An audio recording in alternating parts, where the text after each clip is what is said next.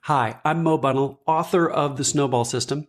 I and my team have trained over 15,000 experts all over the world on sound business development techniques. And this is our first season of Real Relationships, Real Revenue, where we interview ridiculously interesting people and apply how they've become great to business development. In this very first episode of our season on habits, we're going to talk to one of the top athletes on the planet, Kelley O'Hara. Kelley's won 2 World Cup gold medals, 1 Olympic gold medal. She was named #1 soccer player in the country as a college athlete. She's had just a smidge of success as an athlete, and we're going to break down what's made her successful and apply those same principles to business development. Specifically in this episode, you're going to hear directly from Kelley talk about how she approaches learning. How does she learn all the different skills she needs to learn to be truly one of the best athletes in the world? And we're going to apply those to business development. Then we're going to dig in to exactly what she tracks day in, day out, week in and week out to stay focused on what she can control so she can become the best player she can be. And we're going to apply those learnings to business development. Lastly, we're going to dig into how she approaches the really high stakes matches that she thinks are particularly important. How does she prepare for those as an individual and as a team? And we're going to apply those learnings to getting ready for business development meetings for those that are just on your own or high stakes with a big team like a finalist meeting. And let me tell you, how she approaches all those different things, there are direct analogs to how we should be approaching business development. And I'm going to be translating those for you so that you can get the most out of this. Lastly, Kelley's going to close us out with an inspiring story, which I really felt was powerful, around how we can all be even better than we think we can. So join me because we're going to go on a ride together. Let's get into it. Here's Kelley O'Hara. Kelley O'Hara, I just couldn't be more excited to have you be our first guest ever on the show. I mean, when I talked with Paul, our producer, we've got some amazing people coming this year. We've got James Clear, we've got Michael Hyatt, we've got Dan Pink. I mean, just some absolutely amazing people. And when we talked about it and we talked about how to build great business development habits, we thought, well, who would be better than somebody who's built habits over a lifetime to become one of the top athletes in the world? So are you ready to roll? I am. I'm excited to be on here. I'm a little intimidated by your other guests, but because they're pretty big names, but I'm very honored to be here.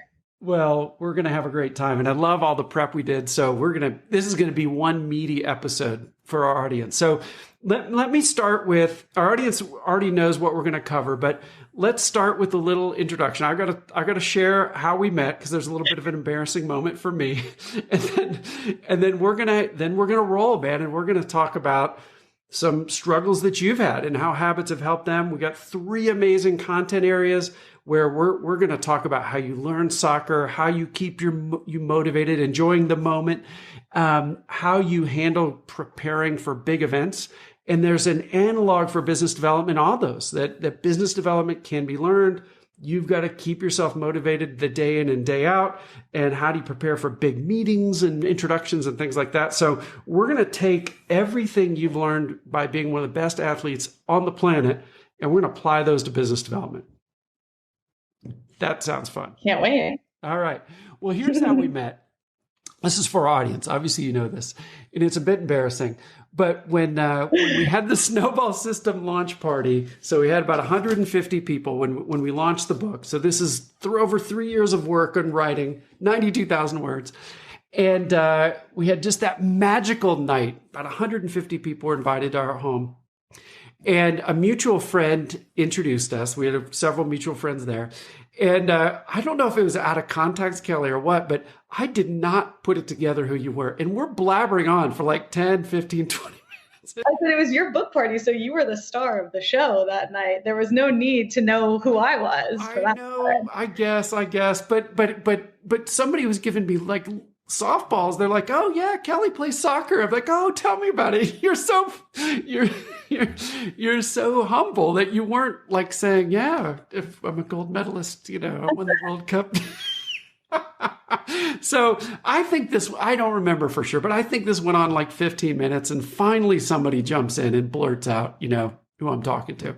And I don't know, I got to tell you, it was a bit embarrassing, but it was a lot of fun because then we spent a big chunk of the night hanging out by the outdoor bar in that little corner of the yard. And what a night. Lots of time spent by the outdoor bar. You threw a very, very good book launch party for sure. One of the reasons I really wanted to have you be first is a little bit more personal, and it's just what an impact you've had on my family. And I know you haven't done a ton, but just the inspiration you've been, especially for my two daughters. And we don't need to go into all the detail, but you've really made an impact on them. And I couldn't thank you enough for that. Well, you're welcome. And I just am being authentic and my true self. And I'm thankful that I have a platform to be able to do that and to inspire a lot of people. So it's a very special thing, and it's not something I take lightly. Well, you can tell that you care and you work hard at it. So let's introduce our audience to you. Like, everybody knows you've won a couple World Cups, played every minute in one World Cup. You've got a gold medal in the Olympics. You were the #1 college athlete in the country in soccer. You made this insane transition from offense to defense. You have a couple accolades, but a lot of people, I think, could look at that and think, oh, Kelley was born with it.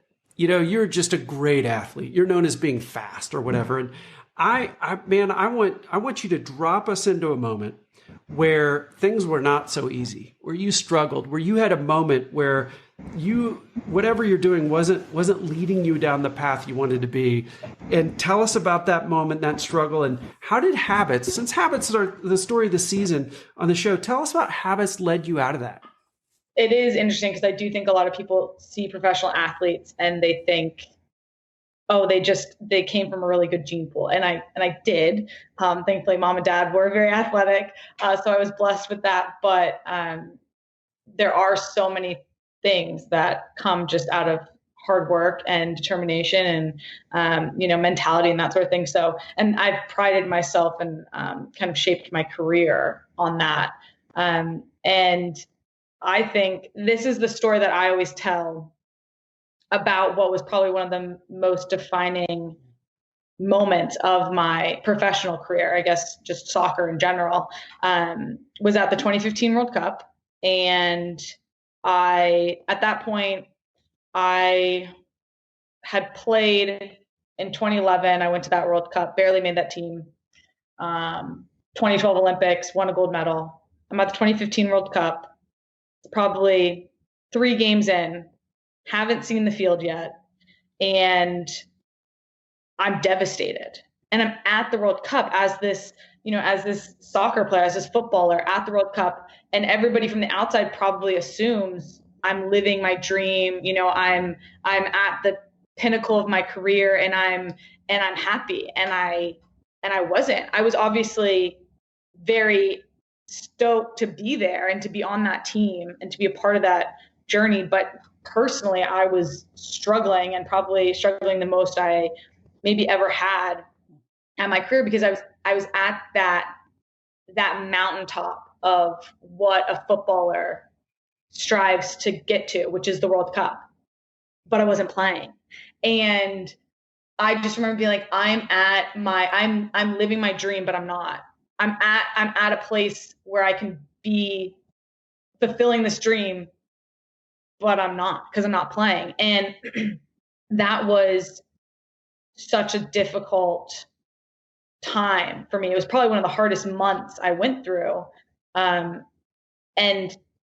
I approached it in a way that was like, you're at the World Cup and you're not playing. What do you have to do to get on that field?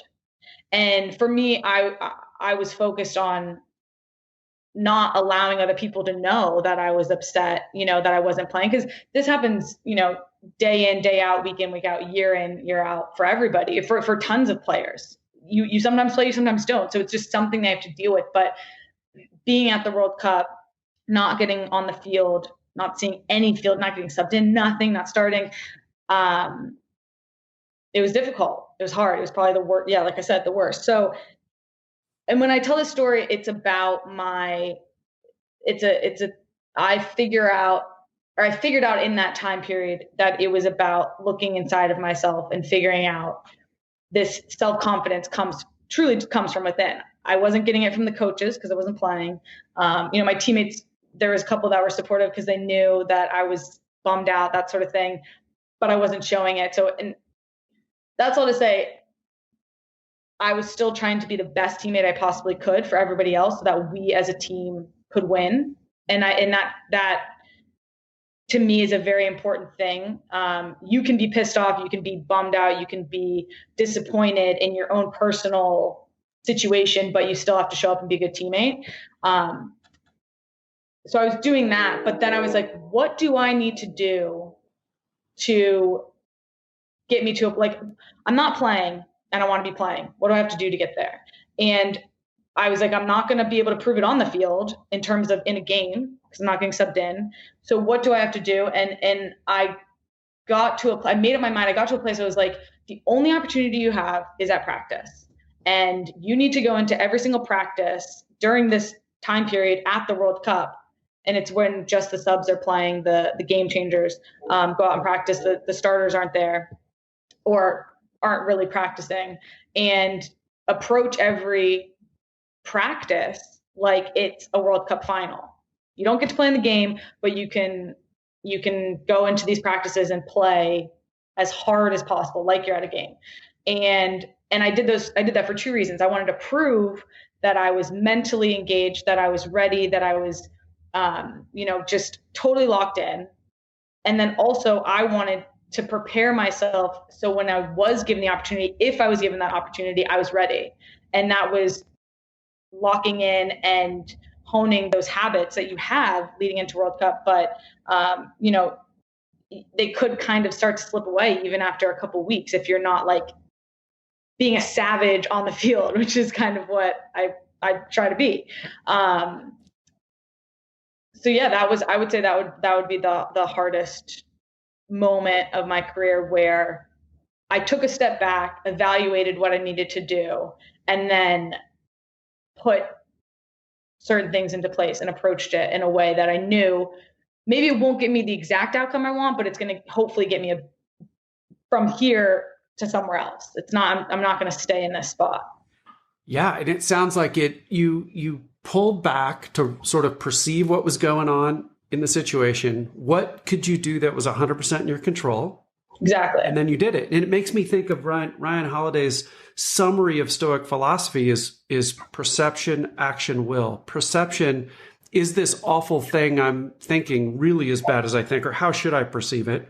Action, what can I do that's in my control to move forward? And will, to have tremendous, I've seen him use two definitions there. One is willingness to just go at it, be a savage on the field. I love that. But also willingness to accept what we can't change and saying, hey, I'm just going to focus on what I can control. And it seems like, you might not have been using those three exact things, but it seems like in general, you sort of were.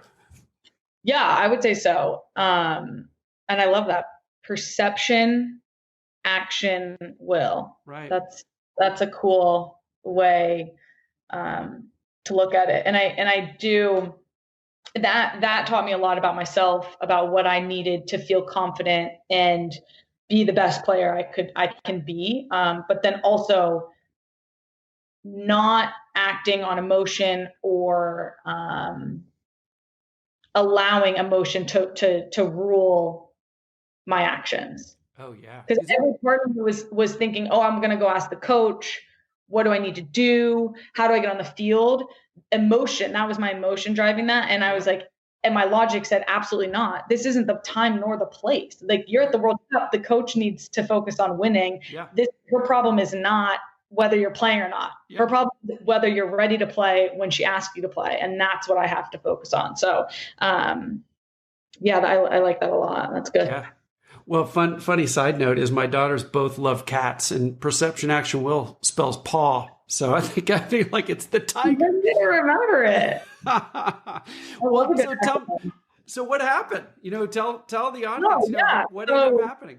Yeah. So I think that I didn't play until, so there's 7 games from start to finish of a World Cup, if you make to the final.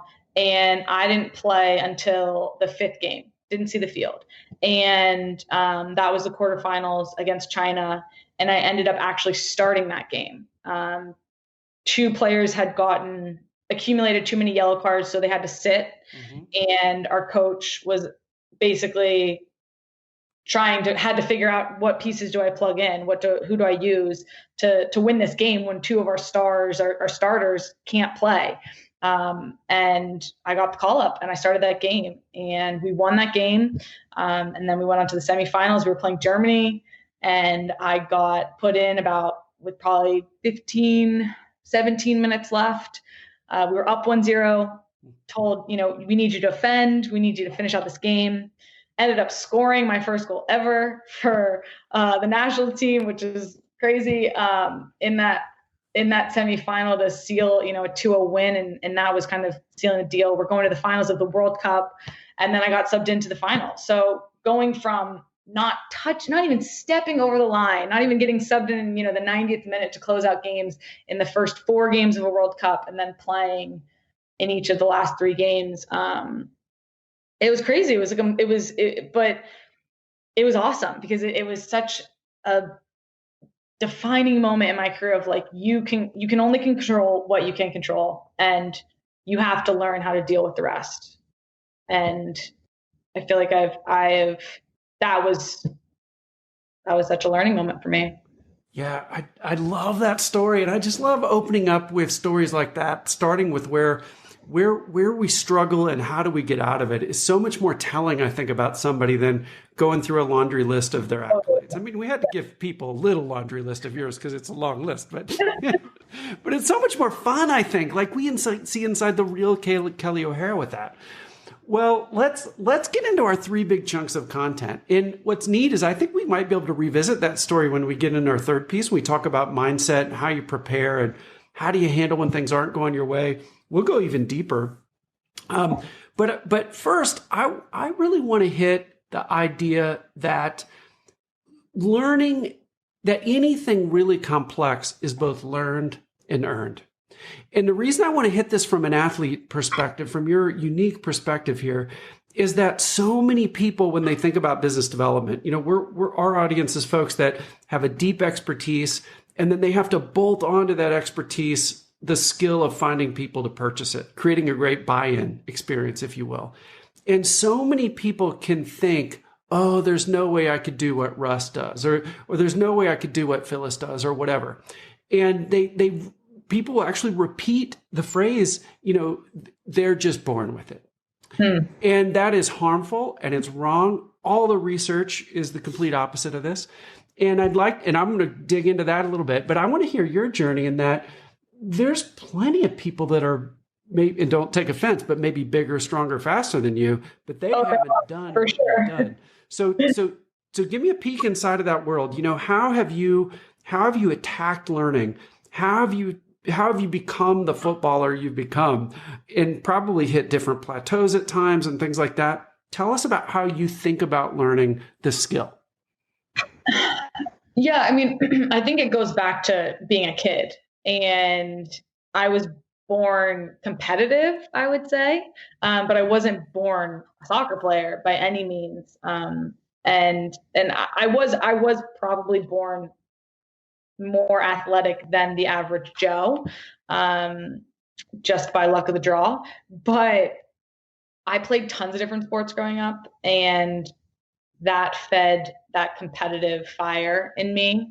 And I really didn't focus on soccer until I was early teenage years, probably 15, or maybe, I guess, yeah, that's mid. And before that, I was never the biggest or the most skilled. Maybe some days I was the fastest, but I certainly wasn't always. And I had a lot of shortcomings in those early years. I had a lot of disappointments that led me to realize, okay, if you want this, if this is what you really want, you do have to put in the work. And I think that taught me from an early stage that if you want to be good with the ball, you have to spend time with the ball. You have to do that. You have to do those things. If you want to be able to score that type of goal in a game, you have to do that in practice, and it's hours and hours.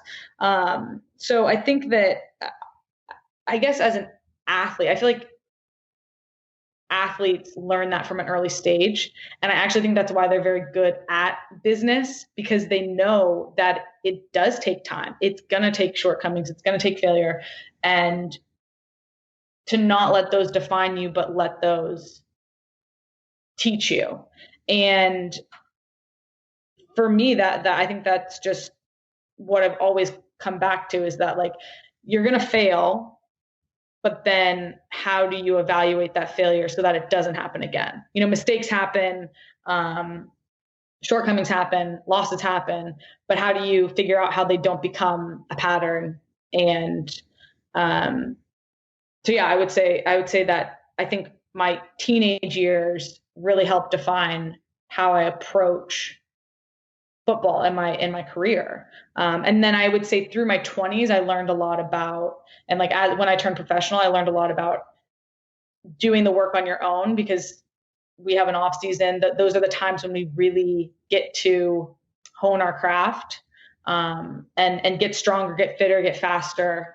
And you kind of have to, you don't necessarily always have somebody telling you what to do. You have guidance and that sort of thing, but there's a lot of ability to learn what you need. And I've evolved my training plan throughout the years. And I'm always trying to learn more about myself and about what's out there to make me the best athlete and footballer that I can be.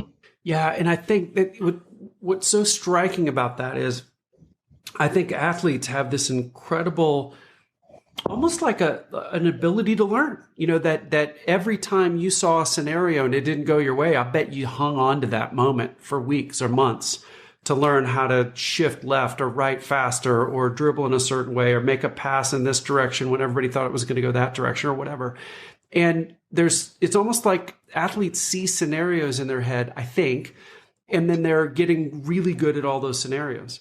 And the same can be true of business development. It is way too complex of a skill, just that you're just born being programmed how to do it, right? There's scenarios. There's, you know, what happens when you introduce somebody? What happens when you give a speech at a conference? What happens when you run into somebody that you didn't know you would, but they're a perfect prospect? And what do you do in those scenarios, just like you're running scenarios? It reminds me, there's a great researcher, Dr. Anders Ericsson. He's out of Florida State. And he's the worldwide expert on expertise. And he's found that do you know him? Oh, no, I love that. The worldwide expert on expertise. That's the expert on experts. Isn't that a good gig, right? Yeah, it is. And he studied it all, and he's found that anything, if something's really simple, you can be born with it if it just takes one quick thing. But anything that comes complex, nobody's born with the whole package. So tell us about how you just approach learning. Like, go get really specific. Like, let's say you encounter something you haven't encountered before, and you want to get better at that thing. What do you do? Yeah, I think the reason why going back to your first point, athletes are good at learning and developing is because a lot of athletes, when there's a skill involved in their sport, you can never be perfect. You're never going to have a perfect game. Some people might tout certain players having perfect games, but in reality, I've never seen it or heard of it, or, you know, I've never done it either. And so it's this constant striving towards perfection that might not be attainable. But then that keeps you almost motivated, because you're never going to be, you want to be perfect, but you probably aren't going to get there, but you're still going to damn well try to get there. Yeah. And there's so many components that go into that. And I would say that in terms of like, what do I do? Our games are, and I think this is the best example for us, and that can be applied to business development. So whether you have like a meeting, a pitch, a job interview, that's like our games. Yes. And after every game, I have a sense of, wow, that went really well. That, we won, that went okay, or that didn't feel good. And I assume, and I think that that's the case with meetings, pitches, job interviews, whatever, in business development. You're going to have that. Something's going to happen. And then after, you're going to have a sense or a feeling of good, bad, mediocre. But then it's breaking down, okay, why do I feel this way? What was it about it? Why was that a great game? Why did I feel so good? What was my preparation like? Where was my mind at? What was my lead up in the week and the hours before? And then the actual game, what did I do right? What did I do wrong? And that comes from, and a lot of times for me, the lead up is a mental checklist going through, kind of evaluating after the game. And then the actual game I review on film. Mm-hmm. And unfortunately, you probably don't have, video review of your meetings, but that'd be great if we did. I know, right? But that would be a mental thing as well. And you can play through it and you can get a sense of, what did I do right? What did I do wrong? And then how do I get better? Like that. It's just, it's so simple, but it takes that little piece of breaking it down in that little time, like a 15-minute time window of kind of just thinking through things. And then for me, obviously the post-game review is a little bit longer, but I learn a lot from that as an athlete. But then I also learn a lot from just reviewing preparation. What did I eat? How much did I sleep? What was my recovery like through the week? All those things. And I think that's very applicable to the business world. And I don't think that people, like you were saying, I don't think a lot of people approach it that way. And I think that you can become so much better if you do approach anything that you're trying to achieve in a very systematic way, because that's just, it's just easier. I think that way. Maybe not easier, but it's just makes more sense. But I'm also a very like that type of person. Yeah. Well, you are talking my language. At this point, we've trained over 15,000 experts around the world. And one of the things we do in the live classes, or if it's done virtually, is get people practicing the skill. So if somebody is trying to learn how to ask great questions, man, we're not going to be professorial and go on and on about the model. And within 5 or 6 minutes, we're going to explain the model and have people practicing it. And one of the things I found that speeds up that learning process is if 2 people are practicing it, say you got a class of 20 people, so there's 10 pairs. After somebody practices asking great questions using the model they can learn from us, the other person gives them one thing to keep and one thing to change. Every time. Because we find in the sports world, people are giving each other feedback all the time. The coach is running on the field yelling at you. But in the business world, everybody's too polite. Like they don't really tell you the real deal. So what we found is really effective is asking at every interval, at every learning opportunity, after every meeting, after every time you practice, what's one thing you can keep? What's one thing you would change about what I did? And then that speeds up the learning, I think. For sure. I think that feedback is crucial to development and evolving and getting better. Yes. And I do think that in this, and that's something that I don't look forward to, that out of this, like when I'm done playing sports, being in a world that potentially is not as direct, because I'm just like, tell it to me straight. Yes. Tell me exactly what I need to do here, what I did well. And I'm going to do that. I'm going to work on that because you're telling me, Exactly. So, yeah, I think that's a really good technique. Yeah, and the business world can learn so much from professional athletes like you. So, hey, I got one more question on this sort of how do we learn stuff our first piece of content, and then we'll move to tracking things. As a former actuary, I cannot wait to talk about math and numbers and tracking things. But before we do that, speaking of learning things, I think you mentioned to me you started a business, or you're involved with a business called Tame the Beast. I bet you did all kinds of business stuff. Yeah, so didn't start it, but got brought into the company last fall. Was a men's grooming company, and they brought me in as kind of a way to shift it into like the unisex space. Yep. And there was a lot of reasons that I chose to do it. I am very interested in business, and I am an athlete now, but looking to start to kind of feel out what I'm going to want to do post soccer, because that's going to happen. And I know that it's around the corner at some point. So yeah, I joined onto that team, and it's been really cool to learn that business side of things. And kind of like work out my brain instead of my body all the time, yeah. Which has been fun. So yeah, I think that in the beginning of my career, I was very timid to be interested or show any interest in anything outside of soccer, because I didn't want to seem like I wasn't fully 100% focused on soccer in my career and, you know, getting better and winning.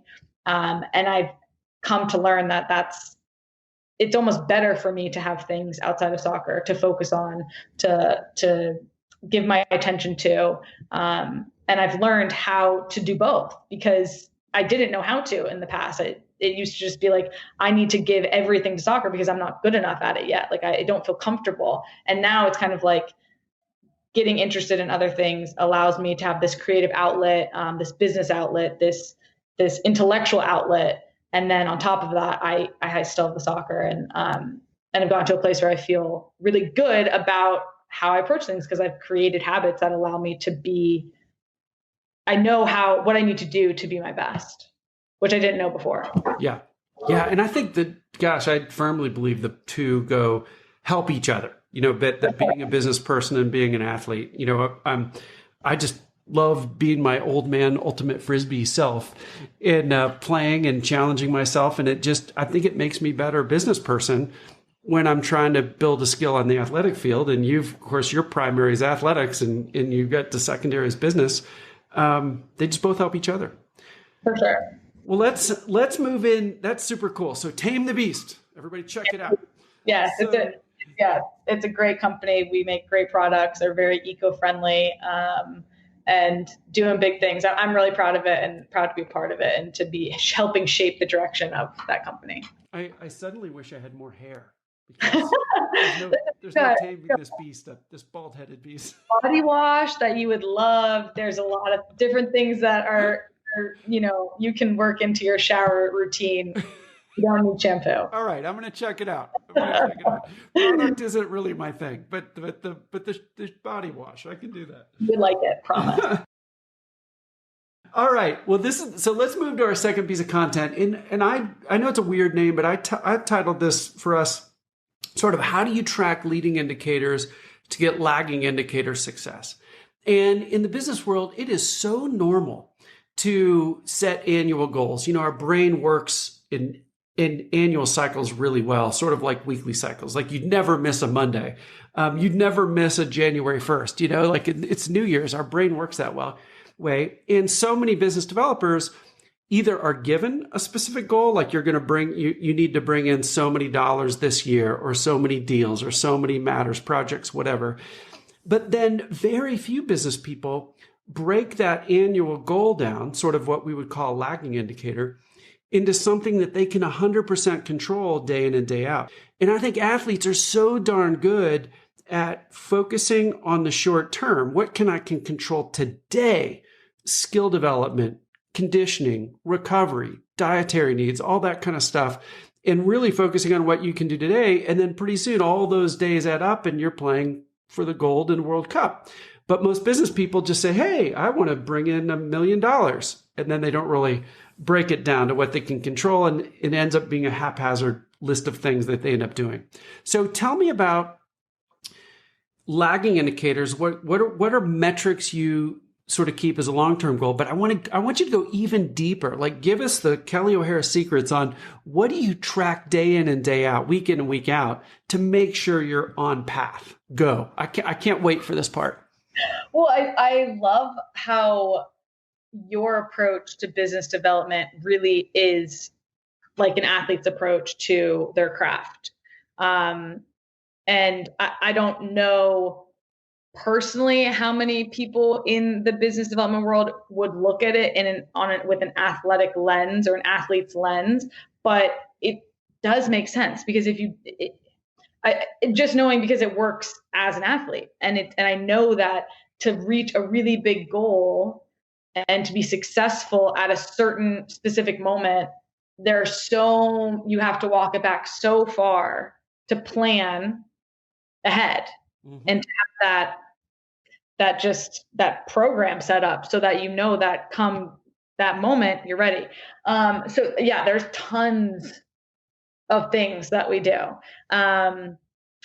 Like we track our wellness, which is done through an app daily. You have to put in that tracks wellness and I guess like your ability to perform, because it asks you to rate daily your soreness level, how tired or not tired you feel, how you feel like you slept the night before. What are the other ones? There's five different pieces to that. And then it gives you this overall score of like your readiness score, which tells you you're ready for the day to perform. And that's more so, it's for us as athletes, but it's more so for our coaches and our clubs and our teams to know how to kind of create and structure practice in terms of what we need and, what's going to be too much, what's going to be too little, what things do we need to hit. So there's that sort of thing. We track GPS, we track heart rate during practice. And then after practice, we go back into the app and we put down how hard we think we perceived the practice to be. And then, we have, those are the actual tracking metrics, I would say. You put how many hours you think you slept the night before, those sorts of things. So there's all these different pieces that are there to determine if you're ready to practice, how ready you are to practice, and then, how hard practice was. And that allows our strength and conditioning coaches to get this picture over time of kind of the cadence that they want us to be going through leading up to either, the weekend game or to an Olympic final. Yep. And that's kind of like a very specific day in and day out thing that then creates this large picture. And our last strength and conditioning coach with the national team, she loved data. She loved the numbers. She loved tracking everything because she had so many different people. And then she could build this model that showed this is a model to success, which I kind of geek out on. I think it's really cool. We all, complain and get annoyed with having to do it every day, getting nagged to do it. But at the end of the day, it's proven that it does equal success. So those are I would say the team requirements in terms of tracking. Gosh, this is so rich. Kelley, I wish you could like parachute into some of our meetings and trainings on this because the business world can learn so much. Have me come talk because it is true. So like that's the team required. But then for me, for instance, right now in this period of time where we don't know when we're going to need to be ready to play again. And I'm kind of in this like weird off season. Mm-hmm. That's not really an off season. I was game fit, and then we have this pause. I've been tracking all of my workouts every single day, even if it's just like a recovery day, how many steps I've taken. And I've been wearing an Apple Watch, which I really never wore before, but in this moment in time, yeah, exactly. I saw you had one on. We're in the club. It's been great. Yeah. Cause it's like, I want to know, I need that feedback and I want to know what I'm doing. And I want to look back and be like, okay, that was a really good week and I feel really good and I'm at this place because I did X, Y, and Z. And then a year from now, I can say, what did I do in that moment of time? And how can I replicate that to get the same outcome that I want, years down the road? Yep. So I love that kind of stuff. I kind of geek out on it. Well, me too. And for me, I love the math of it because I was an actuary a long time ago and I love statistical correlations. As we train people in business development now, it's just absolutely silly to me that somebody would set an annual goal. I want to bring $1 million in this year, whatever it is, but not have weekly goals. And it's the how. It's like, okay, you want to win a cup or you want to bring in $1 million. Well, how are you going to do it? Yes. So I have a funny story about that. In college, it was either my junior or senior year. I think it was my senior year. My assistant coach, T, she pulled me aside, and at Stanford, even the first year I got there, all the older players would be like, you'd go into the season, you'd be like, we want to win a national championship. And it was just this thing that we said because everybody wanted to win it. Everyone wanted to win the national championship. But then there was no like, okay, but how are we going to do it? And obviously we practiced, Paul had a plan, that sort of thing. But within the team, and even within myself, I didn't have a specific plan. I was just like, yeah, we want to win the national championship. And my assistant coach pulls me aside at the beginning of the season, before any games had started, and she said, this is going to sound really simple, but she goes, Kelley, she was like, you want to have an undefeated season, right? And I was like, yeah, that's what I've wanted my whole college career. Like, I want to win a national championship. I want an undefeated season. She was like, do you want to know how you do that? And I was like, yeah, you have the secret and you haven't told me yet. And she just looks at me and she goes, you win every single game, one game at a time. And I was like, well, yeah, but, and in that moment I was annoyed because I was like, well, duh, we know that. But then she was like, no, you have to approach every single game like it is the only game. There's no game before it and there's no game after it. You have to win every single game. And we ended up having an undefeated season, lost in the national championship, which is major bummer on my part, but it was just I never really approached it that way. Obviously you think that you look at it in a way of like, I want to win every game, obviously. But I think that kind of turned a switch in my mind of this game is all that matters. Prepare for this game. And that's it. Yep. Finish the job, check this box, and then move on to the next. Don't look at who you're playing 3 weeks from now. So yeah, I think that that applies to so many things within my world, from then on. Just like, how do you go from saying, oh, I want to win an Olympic gold medal? Well, how are you going to do it? So many different things you have to do. Yes. Well, I want to dig in even deeper because I want to decode some things that you said for our audience. So here's the deal. And I'm quoting you to no end on this because you've had just a smidge of success as an athlete. So many of our clients, before they go through our classes or before they read the Snowball System, they might feel odd about tracking something subjective. And that is, I'm challenging everybody listening or watching this right now, throw that out the window. I would rather have you track, rather have our audience track something that's important subjectively than something unimportant accurately. And your examples around, give us a ranking of perceived effort. Tell us, what were some of the other, tell me some of the things that are subjective that you track. Well, I mean, I guess you would say they're subjective, like how sore do I feel? Yes. How tired do I feel?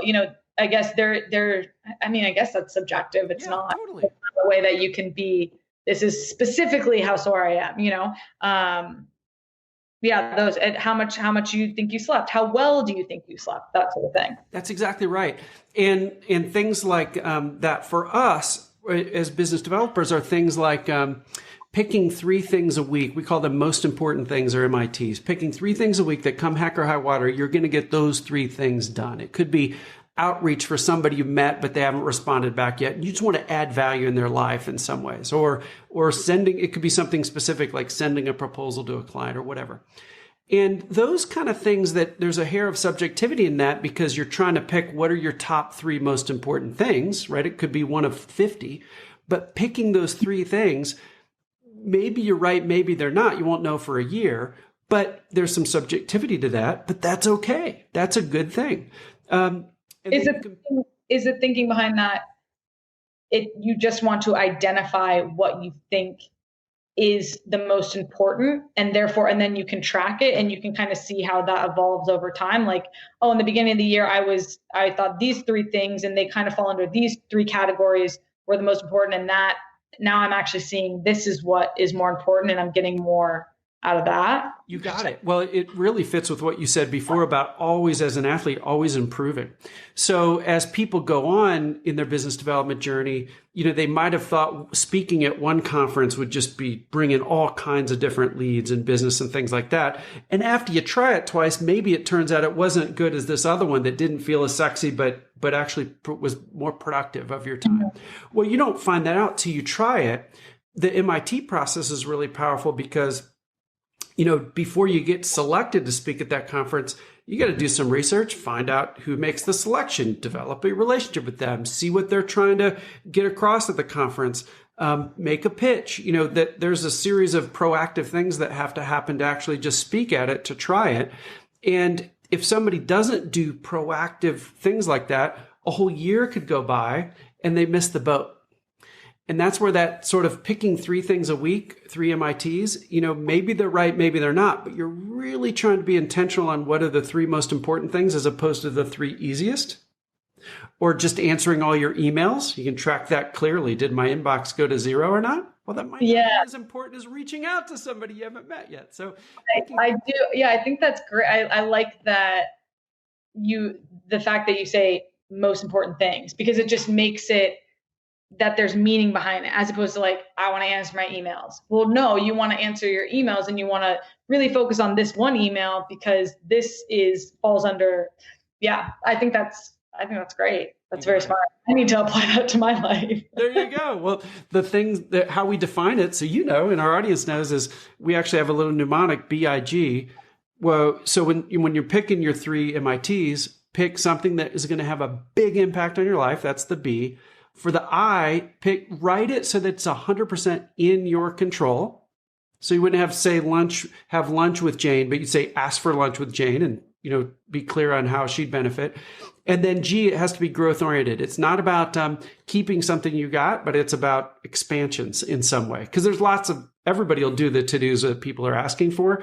These are the things that are a bit more proactive. So big impact, in our control, and growth oriented. That's really, if you do 3 of those a week, man, over a week, that's 150 some a year.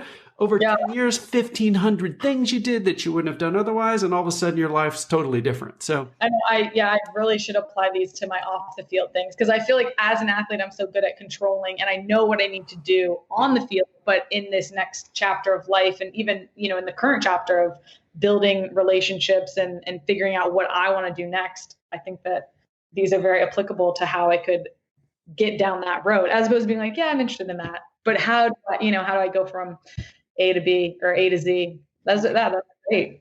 Well, so let's go a hair deeper in this idea of measurement. And I think there's a nuance in what you said, because I think you're so used to it, it's normal, but this is not normal for our audience. First of all, tracking leading indicators or things in our control on a short-term basis, daily, weekly, is not a normal thing. But we've talked about how powerful it is. The other thing is, for folks that are really busy, it can feel like a lot of work to track this themselves. And so here you are, one of the top athletes in the world, and you're the one in the app. Your assistant's not in the app. So you're writing out how sore you feel or whatever. You're in there looking at the data. You're putting the data in. You're reviewing it at night going, man, I really did have a lot of steps there. I really have my GPS. I really did run farther than I thought on that field workout or whatever. And I think it's really important, and this is a guess, so there's a question at the end of it. My guess is it's really important for the person that's striving to get better to actually get in and collect the data or put in the data themselves and review it themselves, as opposed to try to give that to somebody on their team to do. So what are your thoughts on that? Certainly agree. Because I think there's this reassurance or just a confirmation of what is actually being done, and how does this make me feel, and where do I feel like I'm at, that sort of thing. I mean, for me, even down to like tracking, it goes even to the minute by minute things. When I'm working out, I'm keeping track of how fast I'm running these, am I hitting this goal? Am I achieving these numbers? And that is kind of this feedback of, am I where I need to be? And if not, okay, I need to change something. And I mean, there's no way you can do it by having somebody else do it. And it's almost kind of I don't know, like therapeutic exercise in knowing this is my current state, and this is how I got here. And then what do I need to change, or what do I need to get better at, or what do I need to tweak next week or even tomorrow, to tick on and to get a little bit better. But yeah, I mean, I think that there's no way you can have somebody else do it, because you're doing it for your personal growth and your development, and to learn about your habits and what works and what doesn't. And somebody else doing it isn't going to help. Exactly. And I'm going to quote you for years on this. So you just helped hundreds or thousands of people for the next several years. Yeah, and it is, sometimes it is just, I even had on my to-do list last week, like, go through and write down your workouts and tracked on my watch, so I know what I've done every day. But it's like, okay, I'm going to have I told myself at the beginning of this whole weird off-season period, I'm going to have this, I'm going to track it, because I want to know what I'm doing. And I want to know how I feel and what I can do to you want to be able to replicate it too. And just kind of, I don't know. Yeah. I think that it's very important to do it yourself. I do too. Well, let me give a shout out to a tool we've built that everybody can have access to. So we don't have time to go into great detail now on all the things people can track from a business development standpoint, but we build a course just for this, and it's free. So people can head over to bdhabits.com, B for business, D for development. So like business development, or bdhabits.com. And they can get a free little mini course, and it covers all the things that we see people track. What I think is interesting about what you said is it's so important to develop a couple metrics that you track them yourself. It might not be perfect, but that's okay. Get started, and it evolves over time, and you get better and better and better. And the fact that we've got to be the people to do it. I track my MITs. I track my hours per week on business development. I've got 3 or 4 other metrics we go through in the course. But if I wasn't actually in a little spreadsheet typing those in on Friday afternoons, I wouldn't have that immediate feedback of, was this a valuable week or not? So I was going to ask, is that how you track? What program or way do you track your MITs? It's in a spreadsheet? Yep. We have a spreadsheet specifically designated for MITs. Well, it's funny, Kelley. This is, I'm supposed to be interviewing you, but I know, but I love learning about how other people do things. I think it's so fascinating, because I feel like I can, absorb some of it and learn from it. Well, I've got quite the system for it. I think, I play ultimate frisbee at the local levels with young people, but at the national and world levels with age 50 and up. And as you gear up for like a national or world tournament, we're trying to peak like you were trying to peak. We're just at an older and slower level. But it's so fun in ultimate frisbee, man. It's got very soccer-like, football-like movements, So a lot of the stuff we do is similar, heading to the track and doing 2100s or whatever. And what I started doing years ago is anything that's a number in my entire life, I have it in one spreadsheet. So this gets sort of weird in the sense that my financial net worth calculations are in there.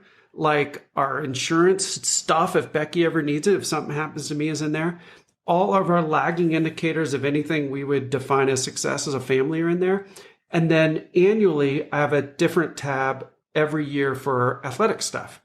And then I keep track of mostly it's evolved over time, but mostly high intensity workout minutes. How many times did my heart rate get over a certain, how many minutes per day? And it adds up to month and I have a goal. How many hit minutes did I get per month? And then also strength training minutes. I don't get to, I probably should count reps of strength training and things like that. And if I went a hair deeper, I would do that. So I just count minutes of really meaningful. And if I'm goofing around, I don't count it. Strength training and then hit minutes easier. Because unless my heart rate gets above levels, I don't count it. That's fascinating. I feel like your spreadsheet is probably so more, or just so much more advanced than any spreadsheet I've probably put together. We'll have to share our spreadsheets exactly. after this, because I bet I could learn a lot from you, although I'll be embarrassed by whatever numbers you're putting.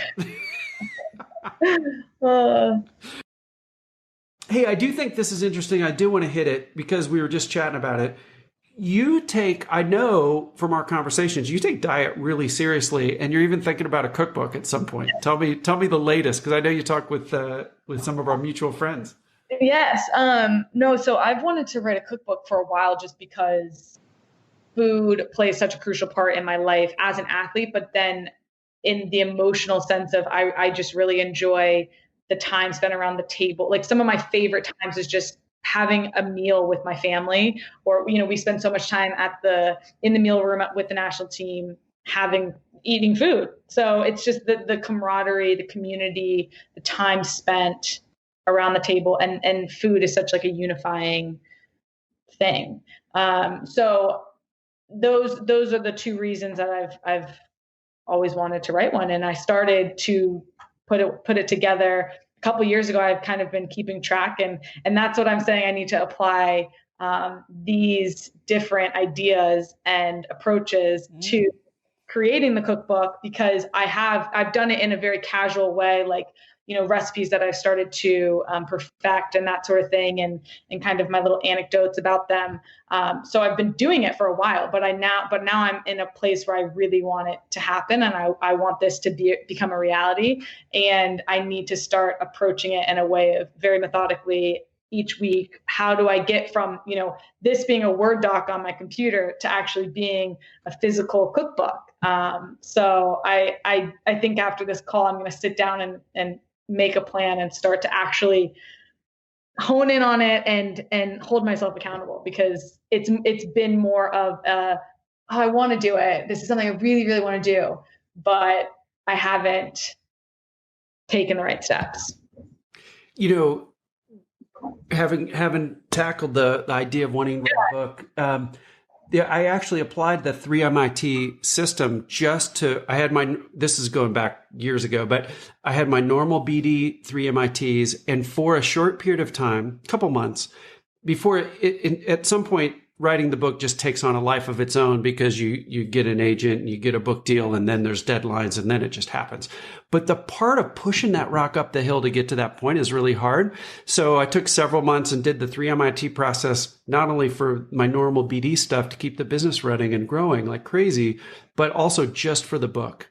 And what I love about the 3 MIT process is if you get 10 minutes next week, you can pick 3 things to still do. Maybe it's 3 quick phone calls and 2 phone calls and email or whatever. But if you get 10 hours, you can just pick 3 things that scale up to 10 hours. And I could see you applying your athletic system to, I'm going to get this book going and just killing it. I hope so. That's the plan. I think, I think that it's something that I know if I actually sit down and start to apply real time to, that it can become a reality, and it's something that I really want. So yeah, and the world needs it, and I want to be a tester. So yeah, I want to raise your hand now. Mo and his family can be a kitchen tester. Okay, sounds good. Oh, Mo and his family can be kitchen testers. I'm not messing around. I'm gonna do a recipe after this. You'll have to try it out. Yes. Okay, I'm in. All right, let's move on to our third and final big chunk of content before a little bit of inspirational story you're going to give us at the end. So, we've talked about how any complex skill is both learned and earned. We've talked about this idea that you got to take big, huge annual or long-term goals and break them down into what can you control today, this week, to keep moving. Now I want to talk about mindset and preparation. And I'm super interested to go deep with you on this. When I think of business development, our audience, it's real easy for whatever reason for people to prepare immensely for delivery meetings, for things they've already been hired to do. Client, we need to cover these 3 things if we're going to hit the deadline, and prepare for all that. And then for some reason with business development meetings, people sort of wing it, or like, we'll meet in the Uber on the way to the client meeting and prepare with our colleagues there. No way. We've got to prepare maybe even more for business development meetings, because if we get those right, the ball starts rolling downhill. Tell me about both individually and as a team, how do you prepare for high stakes games? Because I think there's an analog there for high stakes business meetings. Yeah, I think the best example of this in my world is our preparation leading into this last World Cup on set pieces. And it's a part of the game that people know about, but they probably don't understand. It's really the only time in soccer where there's specific roles for each player, and in this specific time, whether it's a corner kick, free kick, it's even throw in, goal kick. And we used to only apply them to certain set pieces, but then we would identify times in the game where we said, like, this is a set piece. This is where we can know specifically what we need to do. Everyone knows their role, that sort of thing. And we went over set pieces more hours than I could even tell you, to the point where we'd be like, again, we're doing this again, like, we know. And I was reading this book leading into the World Cup called The Power of Habit. And I realized once I read it, got to the World Cup, we did incredibly well on set pieces. I think we only let up 1 goal on a set piece, which is pretty unheard of in a World Cup. And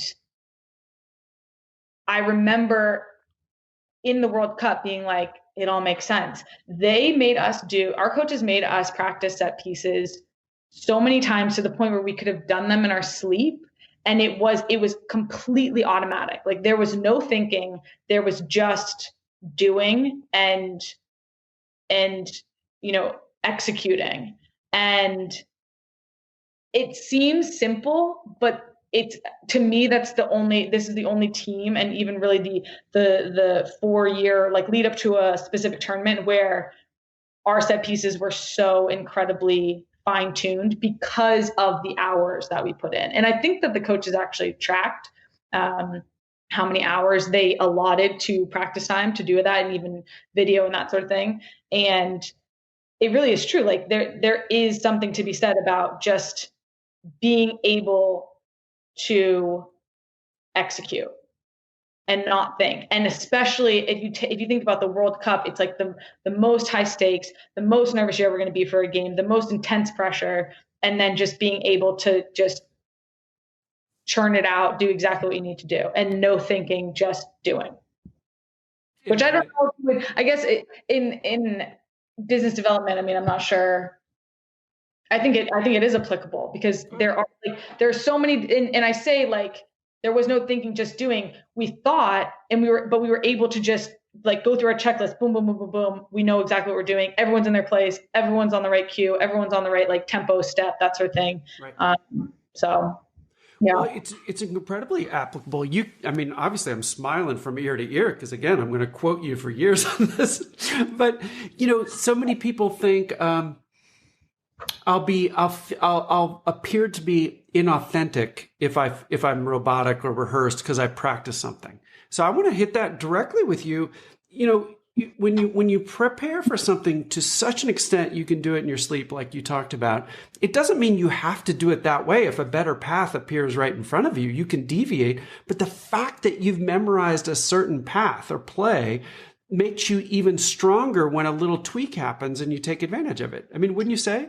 Yeah, I would say so, because we can prepare, but then there's no telling what could happen. But that's to the point of, like, we just prepared so much. So in practice, every time you're taking a repetition on a set piece, the ball is going to go a little bit differently. The speed's going to be different, that sort of thing. So there's all these different variables, but then you just become so tuned in, or so finely tuned to adapt to exactly what you need to do in that moment.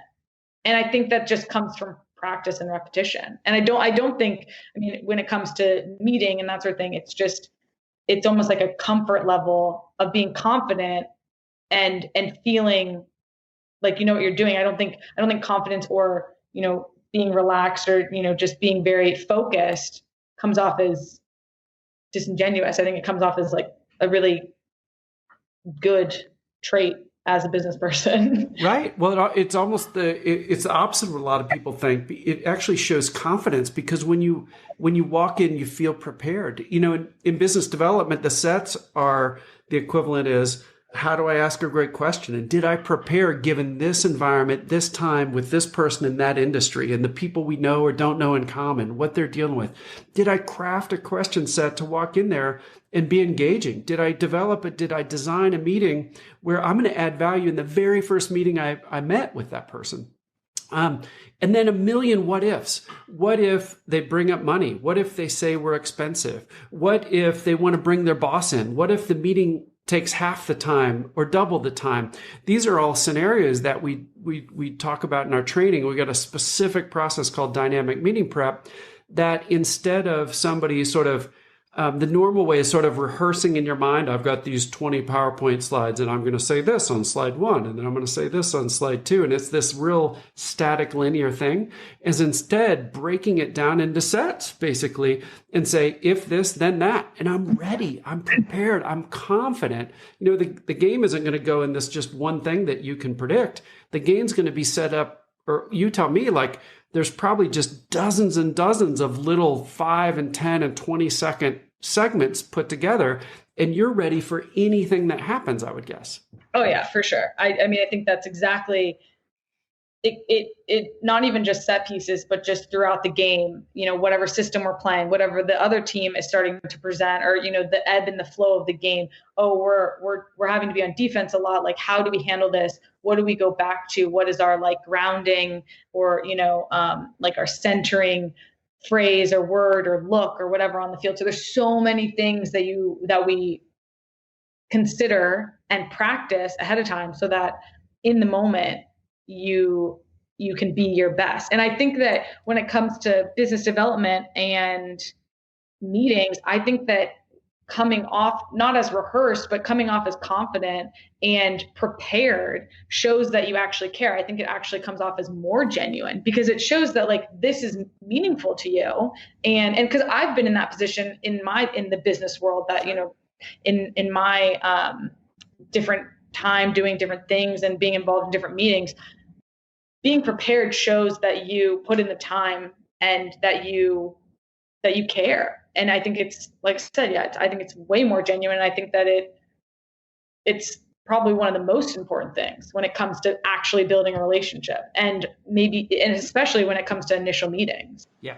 Yeah. And because everything, I've failed to say this, I should have said up front, but because everything we teach, whether it's in our training systems or the Snowball System book, it's all about being authentic and being 100% helpful to the other person, that it almost requires that you're playing at this higher level, that you're putting the prep in, that you're digging in and you're adding something that's a little different, a little more meaty. So, hey, let me ask you one more question on this topic, because I'm just personally interested in this. I don't know we haven't ever talked about this. Oh gosh. So I know. So, but I'm like, more than any other question, we've done a lot of prep for this. More than any other question, I couldn't wait to hear what you'd say to this. So with that as a setup, let's say you prepared for a high stakes game. You're going to play a match that you really wanted more than any other. So this would be akin to a big high stakes finalist meeting in business development. Like, you're either going to win or lose all the work or whatever on this big finalist meeting. So it's like that for our folks. So anyway, you really want this one. You want them all, but you want this one a little more. And let's say you prepared and you did all you could, but for whatever reason, you get X many minutes into the match and it's not going the way you want. Or you let somebody get by you when you were prepared for that, and you were ready for them to do what they did, and you just didn't quite react in time, whatever. So whatever happens, either an event or a string of events don't go the way you want. As Kelley O'Hara, one of the best athletes in the world, what do you do mentally to recover from that? I mean, for me, it's like screwed up. You did a number of things wrong, potentially. And kind of going back to the beginning, you have to control what you can control.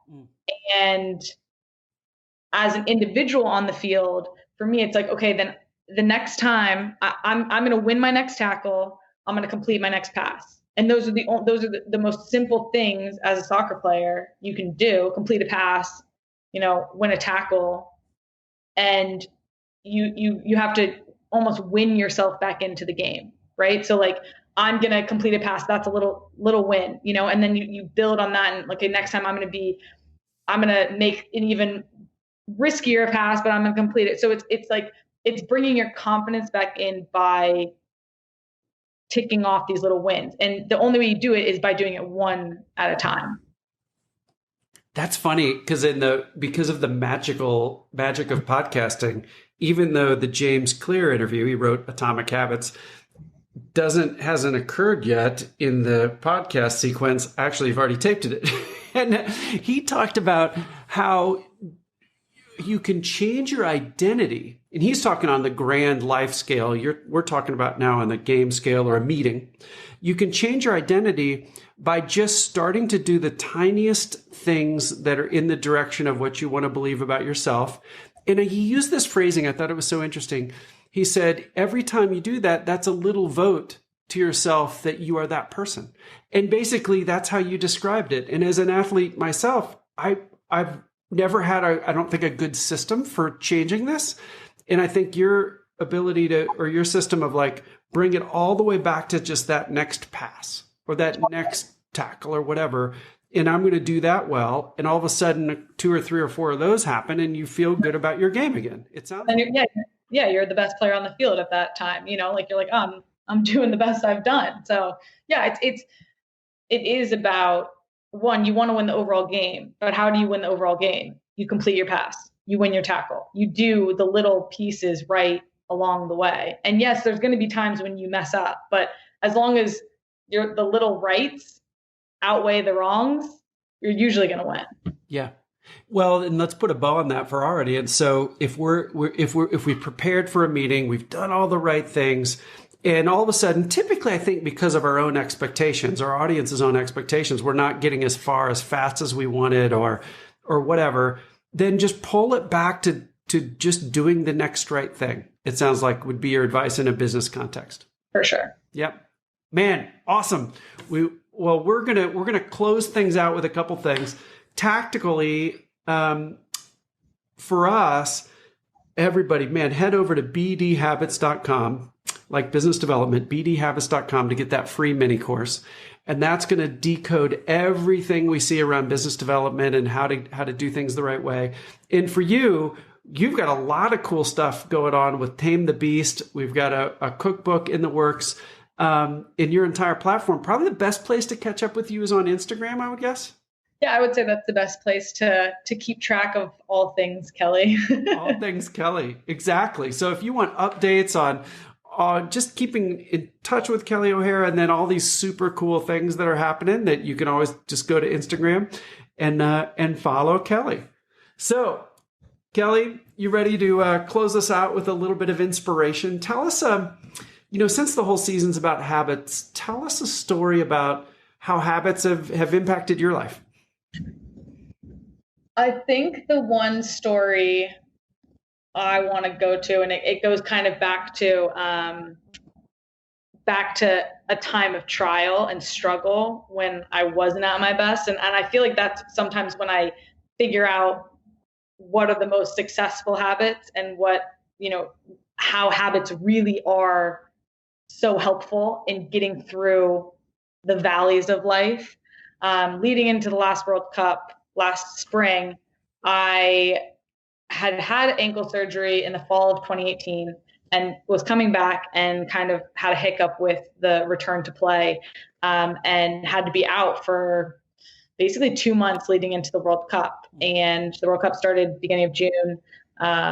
And I wasn't back playing until beginning of May, I think. So I had this plan of how I thought my World Cup preparation was going to go from, a football sense and training and working out and the amount of minutes I was going to get to play. And that all got washed away as soon as I was back at square one, kind of with my ankle. And that was another time when I just had to take a step back, look at the picture and say, okay, my big goal is World Cup win. I want to win and I want to be on that field playing. How do I get from here to there? Like, how do I get from not being able to kick the soccer ball right now to winning a World Cup? And I just decided and I figured out the little things that I could do. What could I do? I could do my bike workouts. I could do my lifting. I could do these little things that I knew I needed to be doing on my way to getting to a place where I could play again. It might not be. And then I think the biggest thing was that I couldn't play soccer and I wasn't getting those minutes. And I was so stressed that I wasn't going to feel my confident self come World Cup time because I didn't just have that,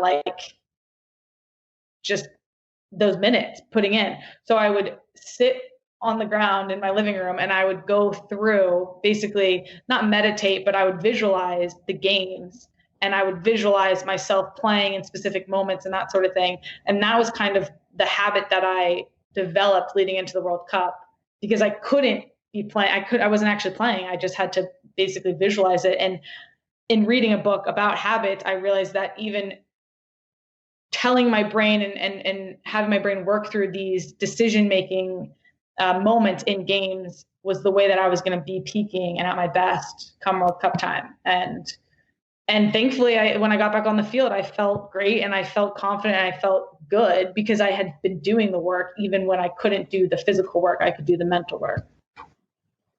Oh, man. It reminds me of a study. I think it might have been in Duigg's The Power of Habit book, where they did a control group and experimental group on people shooting or learning how to shoot basketball free throws. And in the control group, they actually shot basketball free throws, X many a day. In another group, they just visualized it. And the people who visualized it actually outperformed. They got better than the people. Yeah, I might have just had a better World Cup than I would have if I would have been playing because I was just visualizing. I was visualizing success as opposed to potentially going through not being successful or playing poorly. I could have been playing poorly, but in my mind, I was playing the best I've ever played. So that's how I went into the World Cup. No, it makes sense. I think in the study, they asked one of the people that was part of the thinking through their free throws as opposed to shooting them. They asked them, well, gosh, what was the difference? And they said, well, I made all of them in my virtual sessions. I did.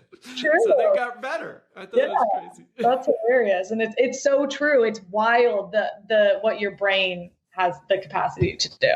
Totally. Man, I learned so much. I think so did I. I know. Well, look, I got all these notes that I learned and like savage on the field. I just like that as a saying. I just constantly driving towards perfection. I like that. Just a lot of that mindset and learning. I loved how many things you track. I just can't believe it. It was even more than I thought it would be. And I love how some of those were like specific numbers like miles run or heart rate or GPS data. But I also love the subjective nature because I'm convinced that tracking important things, even if it's subjective, is important. And I love that idea of this. Your quote was like, win yourself back into the game. I think that is a really neat way to look at it. I'm going to use that both in business development meetings and also on the field. Nice. Gosh, this was just great, both from mindset, how to learn, how to track, and how to equip yourself and be ready for the big high stakes events. This has been good. Well, I really enjoyed it. I learned a lot as well. This was really cool. I like looking at athletics through a business lens and vice versa. I think I think it's very applicable in all walks of life. So it's really cool to look at it in different ways. Yeah, I totally agree. Well, I just absolutely know this is going to be so valuable to all of our audience. They can look forward to the next show where I'm gonna go back and watch this every single minute that we spent together, decode it even more, and I'll do a whole episode as episode number 2 just on this, but trying to apply everything you taught us specifically to business development, even more than we did today. And I can't wait to do that. But I just can't thank you enough, not only just for the time today, but for the inspiring things you've done, obviously on the field, but more importantly for me, just the stuff you've done off the field for especially Gabby. Thank you. You're welcome. Thanks for having me.